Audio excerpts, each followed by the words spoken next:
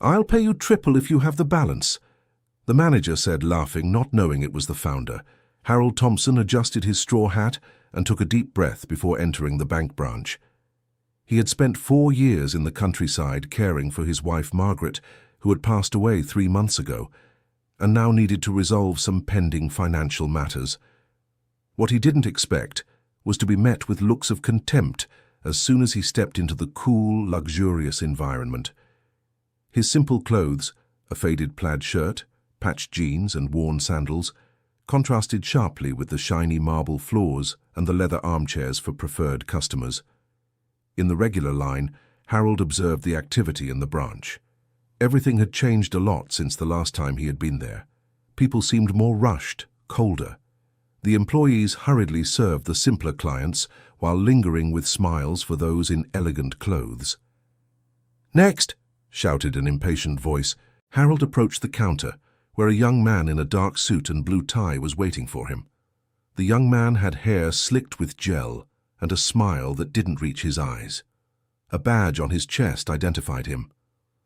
Tyler Brooks, account manager.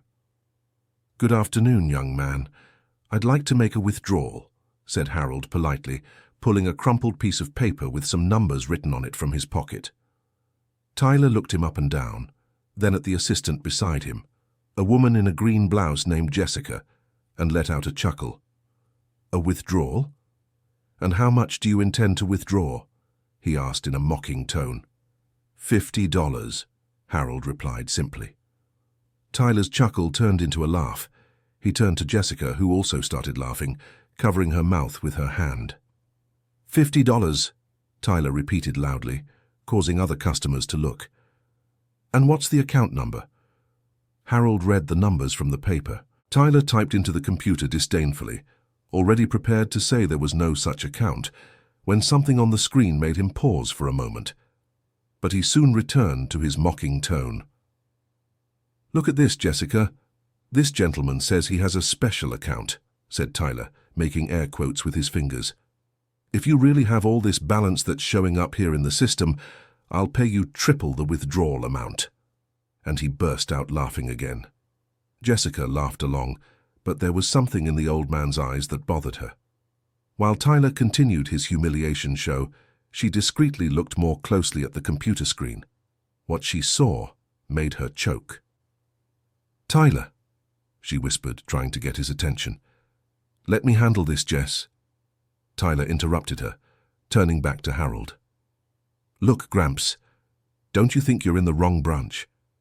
There's a unit over in Hopeville that better serves your profile." Harold took a deep breath. He had purposely chosen those simple clothes. He wanted to see how his employees treated humble people, but he didn't expect to encounter such a lack of respect. "Young man, could you check the account number again?" he asked patiently.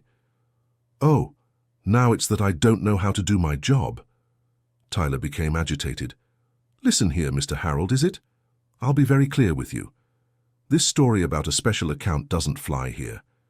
Every retiree makes up some tall tale like this when they come asking for money. An elderly female customer in line became outraged. "What kind of rudeness is this, young man? Would you mind not interfering?" Tyler replied sharply. "Everyone should mind their own business." Dear listener, if you're enjoying the story, please take a moment to like and especially subscribe to the channel. It really helps us who are just starting out. Now continuing. Harold felt his chest tighten. In over 40 years of building that institution, he had never imagined seeing one of his employees treating someone that way. He remembered when he had personally chosen every piece of marble for that floor, when he had decided that service should be equal for everyone, regardless of their social standing. "You know, my son, I know this branch well," said Harold calmly. "I remember when this building was constructed. The original design had the vault in the basement, but we moved it to the second floor for security reasons. The floor marble came from a quarry in Marble Falls, Texas." Tyler paused for a second. How could that old man know such specific details? But he soon returned to his arrogant posture. "Anyone can make up stories like that, Gramps. You must have worked here during construction, is that it? Maybe you even helped carry this marble," he said, provoking more laughter from some nearby employees. Jessica was growing increasingly uncomfortable. The data on the system showed an account with a balance she had never seen before, and the account holder's name, she had to read it 3 times to be sure. "Tyler, I need to speak with you," she whispered urgently. "Later, Jess." "I'm educating this gentleman on how modern banks work," Tyler answered loudly. "It's not like the old days anymore, when anyone could open an account with a couple of pennies. No." Across the lobby, Michael, a janitor who had worked there for 25 years, recognized Harold's voice. His eyes widened. It was impossible, but it was him, the man who had hired him when no one else would give a chance to an ex-convict who wanted to rebuild his life. Michael started to approach, but Tyler intercepted him sharply. "Hey you, get back to your place. I don't want janitors interfering with my customer service." "But Mr. Tyler, I just wanted—" "Do you want to be fired? Then go back to cleaning the bathroom and let the adults work." Michael retreated, hurt, but continued watching from a distance. Harold saw him and waved discreetly with a sad smile. Even from afar, Michael saw the pain in the eyes of the man who had changed his life. "As I was saying," Tyler continued, turning back to Harold, "these stories about special accounts don't work here, Gramps. If you were really someone important, you wouldn't be dressed like a hillbilly." "Tyler!" Jessica finally got his attention, discreetly showing him the computer screen. Tyler looked and paled for a moment, but quickly composed himself. "Must be a coincidence of names," he murmured to her. "Lots of people are named Harold Thompson out there." Harold heard the comment and sighed. He pulled a time-worn leather wallet from his pocket and showed his identification. "Harold Thomas Thompson, born March 15, 1948, in Williamsport, Pennsylvania," he read aloud. Jessica looked at the screen and confirmed.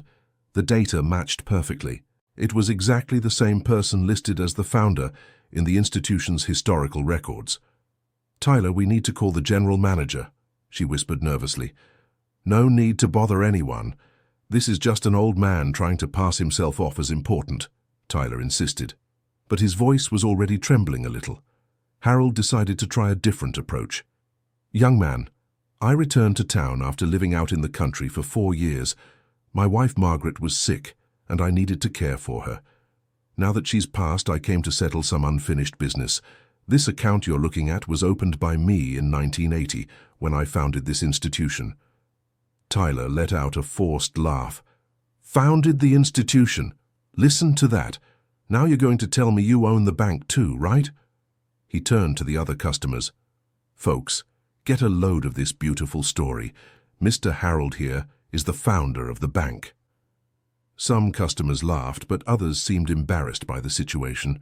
One lady murmured to her husband, "What a lack of respect. Even if it were a lie, that's no way to treat an elderly person." Jessica was desperate. She knew Tyler was making a terrible mistake, but he was her superior, and she was afraid to confront him directly.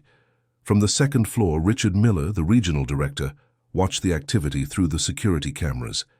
He had been alerted by an employee about a commotion on the ground floor, but when he saw who was at the center of it, he almost fell out of his chair. Harold Thomas Thompson, the man who had given him his first opportunity in the banking system over 30 years ago. The founder of the institution, who had stepped away from operational management to care for his sick wife. Richard rushed down the stairs, his heart pounding. How could Tyler not recognize the founder? It was true that Harold was older, thinner, and in those simple clothes, he was unrecognizable. But still, when he reached the ground floor, Tyler was still in the middle of his humiliating spectacle.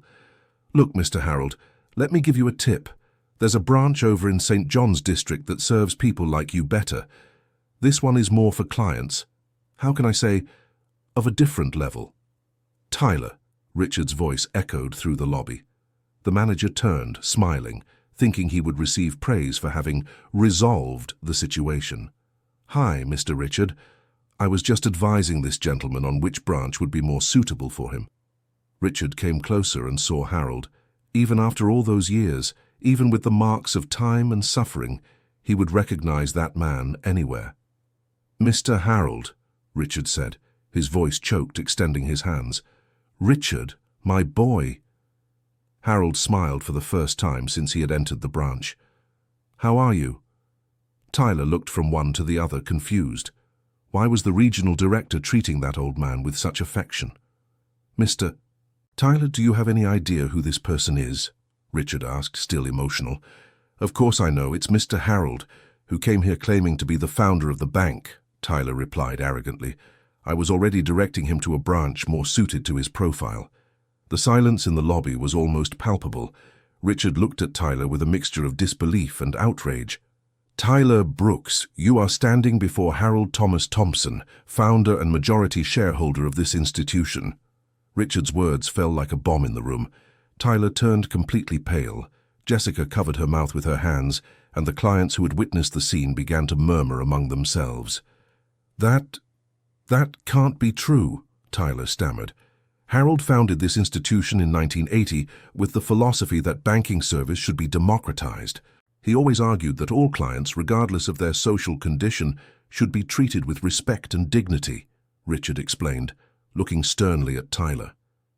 Harold put his hand on Richard's shoulder. "Easy, my boy. Young Tyler here didn't know who I was. And actually that was good. It allowed me to see exactly how ordinary people are treated here." "Mr. Harold, I didn't know—" Tyler tried to explain, his voice trembling. "I know you didn't, my boy, and that's precisely why your reaction was so revealing," Harold said calmly. "Tell me something. Do you treat all humble clients this way?" Tyler couldn't answer. His arrogance had completely disappeared, replaced by panic and shame. Dear listener, if you're enjoying the story, please take a moment to like the video, and especially to subscribe to the channel. It really helps us who are just starting out. Now continuing. Jessica finally found the courage to speak. "Mr. Harold, I tried to warn Tyler about the data in the system, but he wouldn't listen." "You did what you could, my dear," Harold smiled kindly at her, "and I thank you for that." Richard was visibly embarrassed. "Mr. Harold, on behalf of the institution, I apologize for the treatment you received. That should never have happened." "Richard, don't worry. Actually, this was enlightening. I need to better understand what's happening here." Harold looked around, observing the activity in the branch. He saw how some employees treated well-dressed customers with smiles and deference, while simpler people were served with haste and coldness. "My son," he said to Richard, "I need access to the system. I want to check a few things." "Of course, sir. Shall we go to my office?" "No, right here is fine. I want everyone to see." Richard instructed Jessica to grant administrative access on the terminal. With a few clicks, Harold began navigating the branch's reports. What he saw deeply disturbed him. In the last 2 years, under Tyler's management, hundreds of credit requests from small business owners and retirees had been denied, while million-dollar loans for businessmen were approved without further checks. "Tyler, come here," Harold called calmly. The manager approached with his head down, trembling. "Explain these numbers to me. Why were so many popular credit requests denied?" "Mr. Harold, it's just that the board established profitability targets," Tyler tried to explain. "And since when did profitability become more important than our social mission?" Harold asked, his voice carrying decades of disappointment. I was just following orders from above." "Orders from whom?" Richard intervened. "The institution's guidelines have always prioritized democratic service." Tyler didn't know what to say. The truth was, he had created his own discriminatory policy, thinking it would impress his superiors with low default numbers. Harold continued navigating the system and discovered something even more serious. Tyler had developed an informal classification system for customers based on appearance and social class. Customers considered Category A received VIP service, while Category C customers were discouraged from using the services. "What is this here?" Harold pointed to notes in the system. Tyler was red with shame. He couldn't even look the founder in the eye. I created a system to optimize service." "Optimize or discriminate?" Harold asked sternly. Michael, the cleaning employee, had discreetly approached. Richard saw him and motioned for him to come closer. "Michael, come here. Tell Mr. Harold what you've seen regarding the service in this branch." Michael looked nervously at Tyler, who made a threatening gesture, but Harold noticed and intervened. "Michael, don't be afraid. Tell the truth." "Mr. Harold," Michael began timidly, "you always taught me that every customer was important, remember? But I see a lot of ugly things here. Poor customers being humiliated, elderly people being treated badly. Just like what happened to you today." "And you, Tyler, what do you have to say about this?" Harold asked. Tyler was in a panic. He knew his career was over, but he tried one last move. "Mr. Harold, you know how the market is today. The competition is fierce. If we don't do rigorous customer selection, we lose competitiveness." "Competitiveness?" Harold repeated the word as if it were an insult. "My son, when I founded this institution, the idea was precisely to create a humane alternative to the traditional banking system, and you've turned it into the very thing we always fought against." The lobby was completely silent.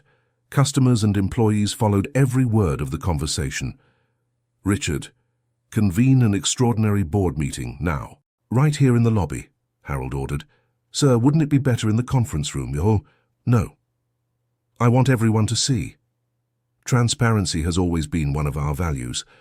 While Richard was making the calls, Harold turned to the customers present. "I apologize to everyone for the situation you have witnessed. When I founded this institution, I established 3 fundamental pillars: respect, dignity, and equal treatment. I see that we have failed in this, and I take responsibility." An elderly lady in the line approached. "Sir, you are not at fault for anything. It's that young man there who has no manners." "Thank you, ma'am. But the responsibility is indeed mine. When we step away from the operational management, we must ensure that our values are preserved." Within minutes, several directors arrived at the branch. Some came from other units, others left important meetings. Harold's presence was a rare and significant event. Dr. Robert Peterson, the executive director, was one of the first to arrive. A man in his 60s, he had been hired by Harold in the 90s. "Mr. Harold, what a surprise to see you here," said Robert, genuinely happy, but soon noticed the tension in the air. "Did something happen?" "Robert, sit here next to me. I need to understand how we got to this point." Harold indicated a chair. Quickly, Richard brought Robert up to speed. The executive director was livid when he learned how the founder had been treated. "Tyler, is this true?" Robert asked sternly. Tyler could no longer speak. He just nodded his head affirmatively. Other directors kept arriving. Dr. Catherine Wells, Director of Human Resources, Dr. Mark Williams, Financial Director, and Dr. Lucy Fields, Relationship Director. Everyone was shocked to hear about the events. Harold asked everyone to sit in a circle, right there in the lobby, among customers and employees. "My friends, you know I have always believed in participatory and transparent management.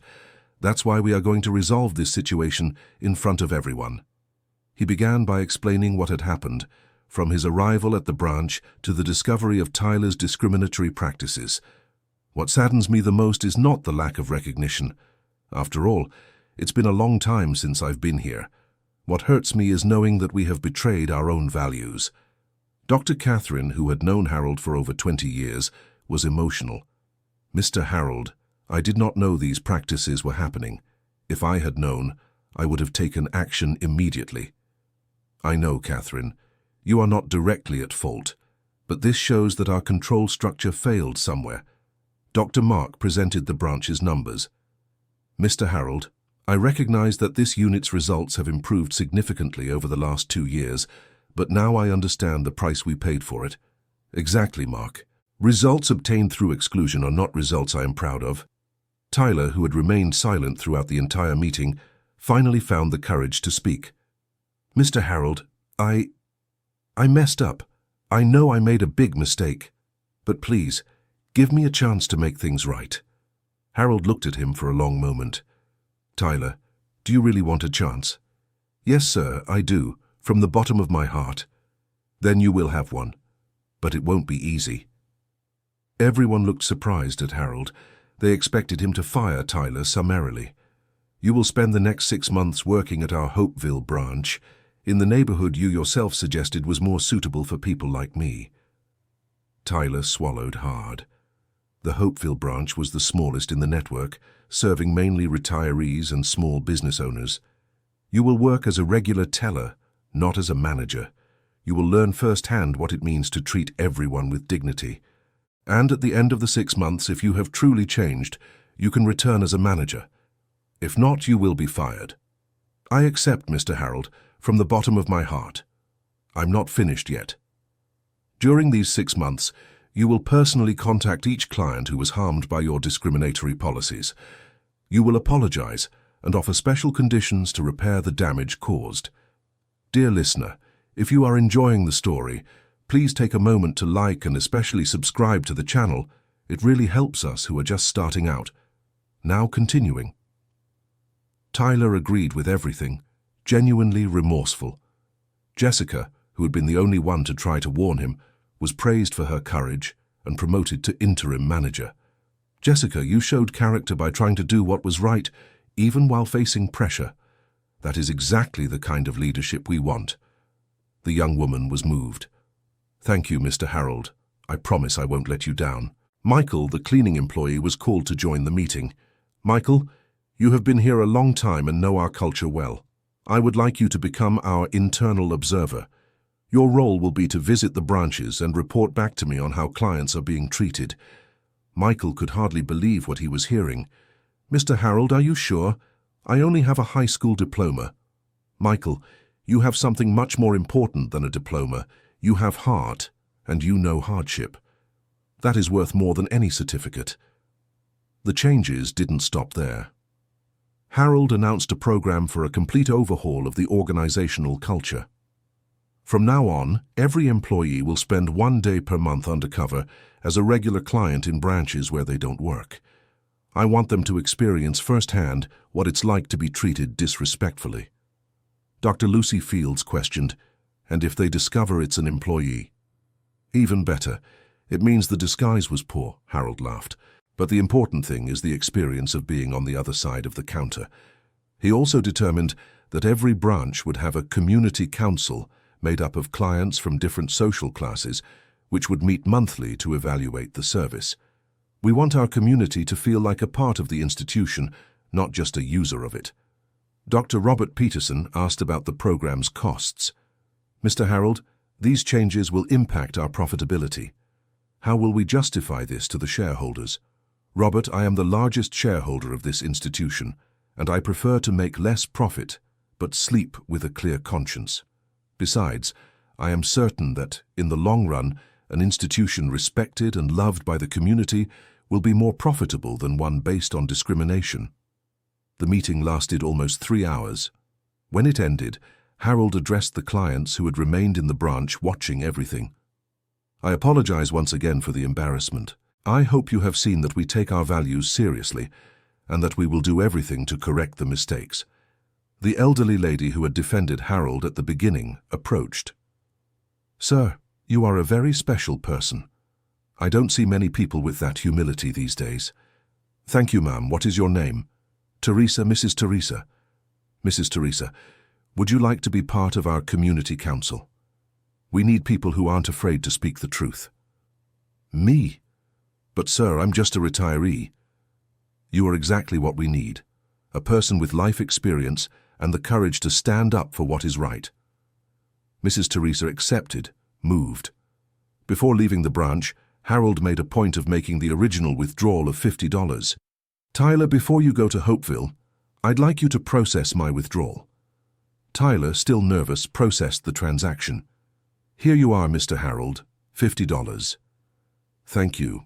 And remember what you said when I first arrived here. What, sir? That if I had the balance, you would pay triple.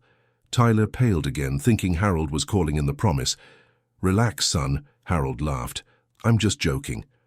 But I want you to remember this phrase so you never underestimate anyone by their appearance again.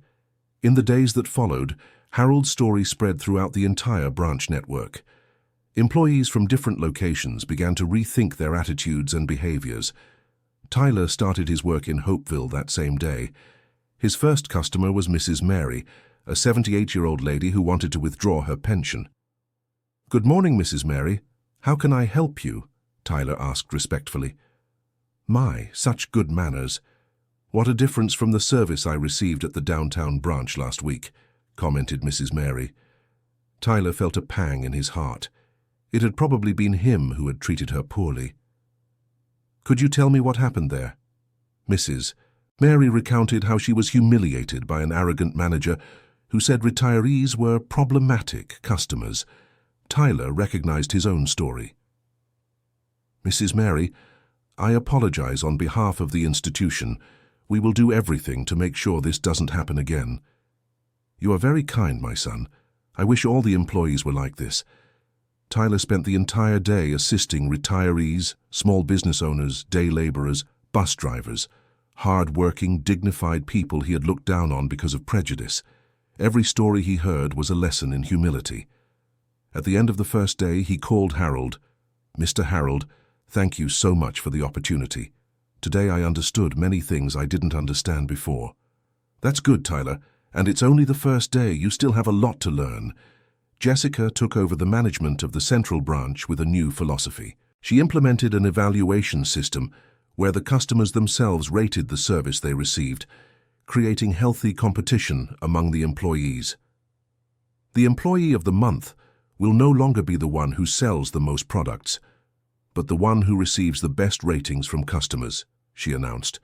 Michael began his visits to the different branches as an internal observer. He dressed simply and observed how he was treated. His reports to Harold were detailed and revealing.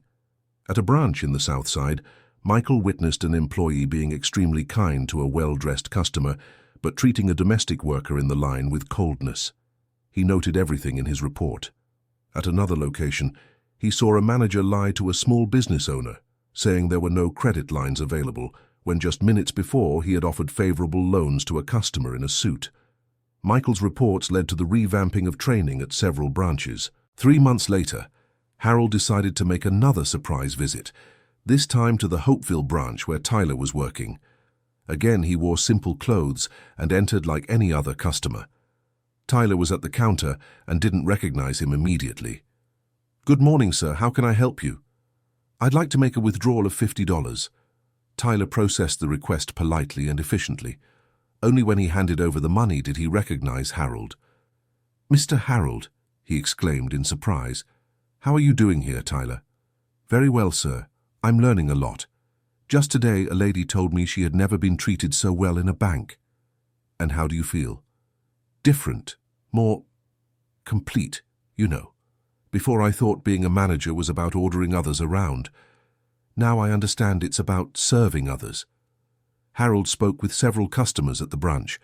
They all praised Tyler for his respectful and efficient service. "Mrs. Rose, how has Tyler been treating you?" "Tyler?" he asked an elderly customer. "Oh, honey, that young man is a blessing. Always polite, always willing to help. It's almost like he knows our lives. He's so understanding." Harold smiled. The transformation was working. In the following months, the changes within the institution were profound. The customer satisfaction index rose significantly, and surprisingly, profitability improved as well. "How is that possible?" asked Dr. Robert during a board meeting. "Simple," explained Harold. "Satisfied customers refer other customers. Motivated employees work better, and a respected institution attracts better partners and opportunities." The community councils became a success. Mrs. Teresa, who had become one of the program leaders, proposed creating a financial education course for retirees. "Many elderly people are tricked by scammers because they don't understand how banking products work," she explained during a meeting.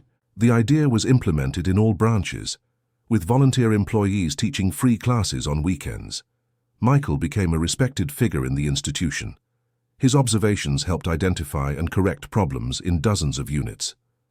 Harold decided to formalize his role as Customer Experience Coordinator. "Mr. Harold, I still can't believe my luck," said Michael during a meeting. "It's not luck, Michael. It's merit. You always had a special eye for people. Now we just give it proper value." Tyler completed his 6 months in Hopeville transformed. When he returned to the Central Branch as manager, he was a completely different person. "Team," he said to his staff on the first day, "I'm going to tell you the story of an arrogant manager who almost destroyed his career for lack of humility.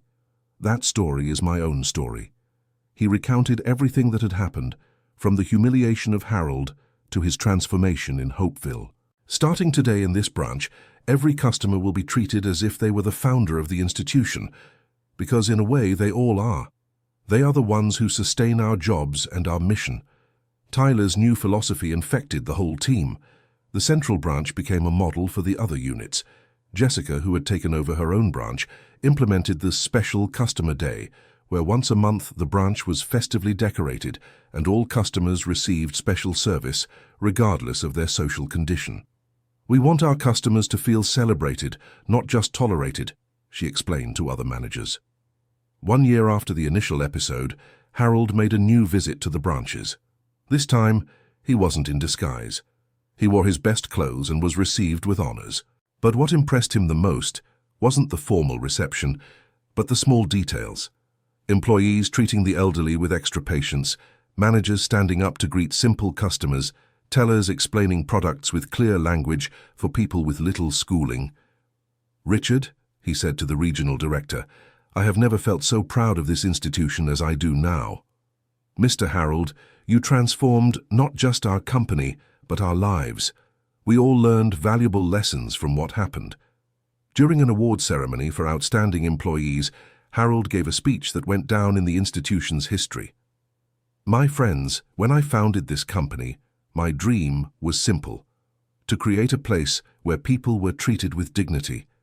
Over the years, we lost our way a little, but you have restored my faith.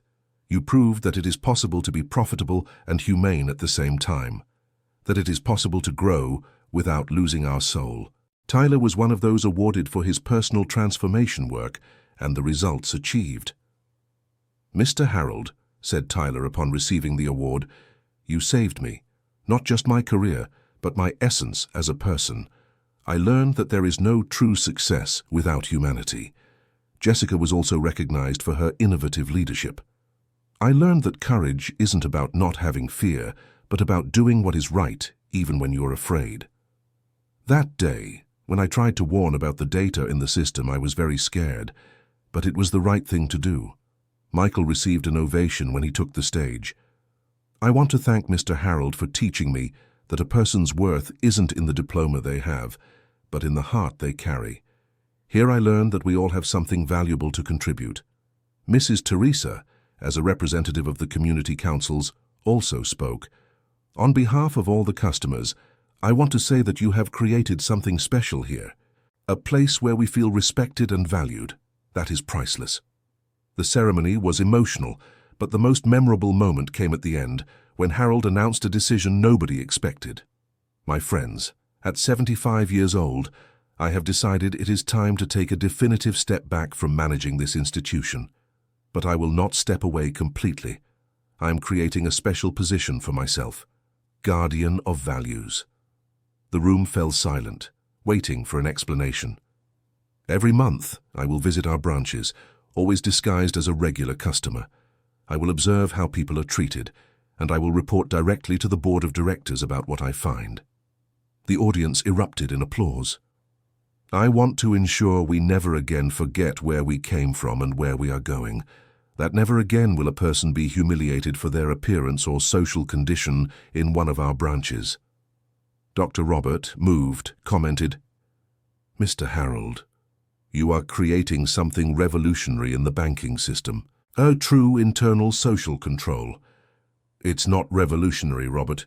It's just the right thing to do. Our customers trust us. We cannot disappoint that trust." In the years that followed, Harold's institution became a national benchmark for humanized service. Other companies began to copy its methods, creating similar mystery shopper programs. Tyler became a regional director and implemented the transformation program in other cities. His personal story became a case study in business schools. "What I learned," he would say in his talks, "is that pride blinds, but humility illuminates.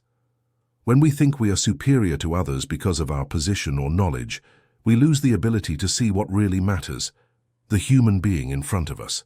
Jessica became the executive director of the institution, the first woman to hold the position. Her management was marked by inclusion and innovation in social products. "Harold taught me that leadership isn't about power, it's about service," she used to say. Michael developed a behavioral training program that was adopted by the entire network. Employees from other companies came to take his course. The School of Life taught me more than any university, Michael reflected. And now I can share these lessons so that other people don't make the same mistakes I saw being made. Mrs. Teresa led the creation of a foundation linked to the institution, focused on financial education for the elderly and support for small business owners. Age brought experience, and experience brought wisdom, she said. Now I can use that wisdom to help others. Harold continued his monthly undercover visits until he was 80 years old. His reports became legendary within the institution, always written with care, but also with firmness when necessary. In one of his last reports, he wrote, "I visited our branch in the Flower Garden neighborhood today. I was helped by a young employee who noticed my difficulty filling out a form due to the tremor in my hands. Without me asking, she offered to help me, explaining each item with patience. When we finished, she walked me to the door and said goodbye with a sincere smile. This is the institution I always dreamed of, a place where kindness is natural, not forced." On his 80th birthday, Harold was surprised with a party at the institution's headquarters. Hundreds of employees and customers gathered to honor him. But the biggest surprise came when Tyler stepped onto the stage with a group of musicians. "Mr. Harold, 5 years ago, you taught me the most important lesson of my life. Today, together with some colleagues, I want to repay you with something we made especially for you." They sang a song they had composed about the history of the institution and the values Harold had planted. The lyrics spoke about respect, dignity, second chances, and transformation. Harold cried, moved. That song summarized everything he had dreamed of for his institution and for the people who worked there. At the end of the party, he gave his final official speech. "My dear children, because that is how I see all of you, the time has come for me to formally say goodbye to this company, but don't worry, I will always be nearby watching and cheering for your success." He paused, looking at every face in the audience. "What we built here is more than a financial institution, it is a family that learned that true success only exists when it is shared with generosity and humanity." His voice became choked with emotion. "My dear Margaret, who passed away a few years ago, always told me that money comes and goes, but the affection we awaken in people lasts forever. You gave me the opportunity to plant a great deal of affection, and I am sure you will continue to water that seed." The silence in the auditorium was reverent. "Tyler, thank you for teaching me that everyone deserves a second chance. Jessica, thank you for showing me that courage can be quiet but effective. Michael, thank you for proving that life experience is worth more than any diploma. Mrs. Teresa, thank you for representing so many customers who trusted us over the years." He looked at Richard. "Richard, you were my eyes and ears all these years. Continue being the guardian of our values." And he concluded, "To all of you, employees, customers, partners, thank you for making real a dream that began more than 40 years ago with an idealistic young man who believed it was possible to do things differently." The applause lasted for many minutes. Many people cried, moved by Harold's words. In the months that followed, the institution continued to grow, but always keeping human values as the priority. The story of Harold and Tyler became known nationally, told in schools, universities, and other companies as an example of transformation and redemption. Tyler wrote a book about his experience, titled The Client Who Changed My Life. All royalties were donated to Mrs. Teresa's foundation. Jessica developed an exchange program between employees from different social classes, where managers spent a day living on a teller's salary and tellers participated in board meetings. The goal was to create mutual empathy and understanding of the different realities within the company itself. The institution became the first in the country to implement a Customer Happiness Index, measuring not only satisfaction with products and services, but also how people felt emotionally after being served. Michael created a customer service methodology called Heart's Vision, teaching employees to see each customer as a unique person with their own story, fears, and hopes. Mrs. Teresa's foundation taught hundreds of elderly people to read and write, and helped thousands of small business owners achieve their dreams through accessible microcredit and financial education. 3 years after his official retirement, Harold received the title of Honorary Citizen from the city where it all began. During the ceremony, he was wearing his favorite plaid shirt and straw hat, the same clothes he wore when he was humiliated at the agency. "I didn't change my clothes by accident," he explained to the audience. "I want to remind everyone that a person's dignity isn't in what they wear or possess, but in what they carry in their heart." Tyler, who was in the audience, stood up and gave a standing ovation. The entire audience joined him. After the ceremony, Harold was approached by a young journalist. "Mr. Harold, what would you say to other business owners who want to transform their organizations like you did?" Harold thought for a moment before answering. "I would say that true change begins when we stop seeing employees and customers as numbers and start seeing them as people. When we understand that behind every social security number there is a beating heart, a story that deserves respect, and dreams that deserve support." "And about forgiveness? You forgave Tyler so easily." "Forgiveness isn't a favor we do for others. It's a gift we give ourselves. When we forgive, we free ourselves from the weight of resentment and create space for growth. Tyler taught me as much as I taught him." What advice would you give to young people starting their careers? Never forget that, no matter how high you climb in life, we are all equal in dignity. True power isn't in humiliating others, but in lifting them up. And remember, today you might be the manager, but tomorrow you could be the regular customer. The wheel of life always turns. Harold lived another 8 years after that ceremony, always closely following the path of the institution he had founded. Even when his health began to decline, he continued his monthly visits, now accompanied by a caregiver. During one of his last visits, a new employee didn't recognize him and assisted him with the same kindness she showed every customer. Harold was overjoyed. It was proof that the culture of respect had truly taken root. When Harold passed away at 88, he was laid to rest at the institution's headquarters. Thousands of people came by to say goodbye. Employees, former employees, customers, competitors, officials, and ordinary people who had been touched by his story. Tyler, now the institution's president, gave the farewell speech. Harold Thomas Thompson was more than the founder of this company. He was the planter of a seed of humanity that will continue to germinate for generations.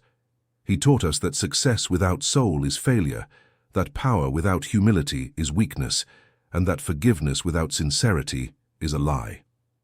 Jessica, moved, added, "Harold taught me that courage isn't the absence of fear, but action in spite of fear. That leadership isn't about commanding, but about serving. That transformation isn't about changing others, but about changing yourself first." Michael, now a respected elder in the institution, said, "Harold saw in me what I couldn't see in myself. He gave me dignity when I thought I didn't deserve it. He taught me that a person's value isn't in their diploma, but in their character." Mrs. Teresa, even at 85, insisted on speaking. "Harold showed us that age brings wisdom, but wisdom only has value when it's shared with love. He transformed our institution into a family where everyone is important." The current regional director, a young man inspired by Tyler's transformation story, concluded, "Harold created more than a company. He created a legacy of values that will guide us forever. In every customer we treat with respect. In every employee we treat with dignity. In every decision we make thinking of the common good. Harold continues to live among us." The institution established Harold Thompson Day on its official calendar, celebrated annually with social responsibility activities and reflection on human values. Tyler continued to lead the company for many years, always remembering the lesson he had learned. In his office, he kept framed the first $50 bill that Harold had withdrawn on that memorable day, along with a photo of the two of them smiling. Jessica expanded the institution's methodology to other countries, creating an international human banking movement. Her TED Talk on empathetic leadership was seen by millions of people.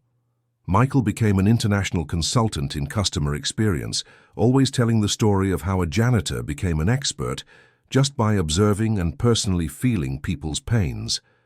Mrs. Teresa's Foundation became one of the largest financial education organizations for the elderly in Latin America, helping millions of people to age with financial dignity.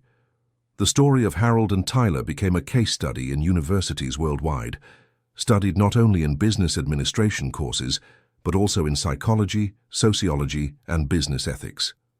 10 years after Harold's passing, the institution inaugurated the Harold Thompson Center for Business Humanization, where professionals from various fields go to learn about empathetic leadership, personal transformation, and corporate social responsibility. At the inauguration, Tyler, now graying but still vigorous, gave an emotional speech. "This center exists because one day, a simple man with a straw hat taught me that humiliating someone diminishes the one who humiliates, not the one who is humiliated. That true power lies in lifting others up, not in putting them down. That a second chance can be the most important opportunity in someone's life." He looked at the portrait of Harold on the wall.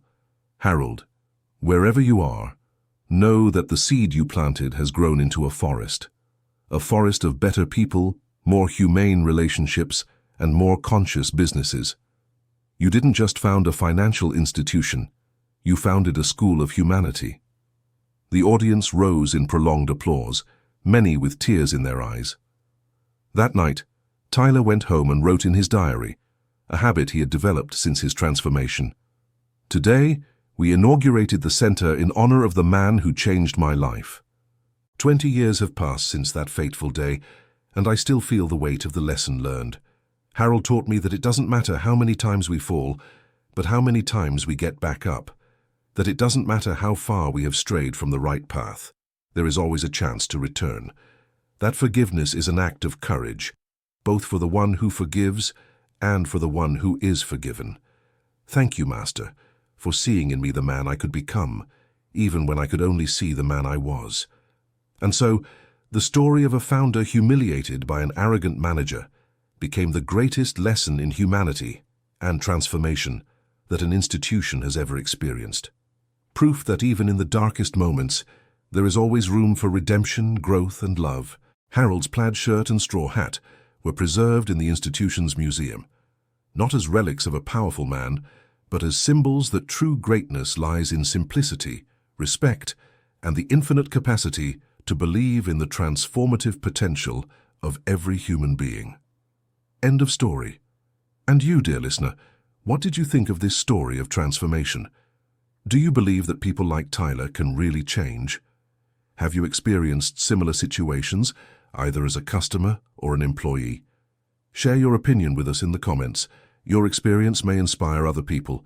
Don't forget to leave your like and subscribe to the channel for more moving stories like this one.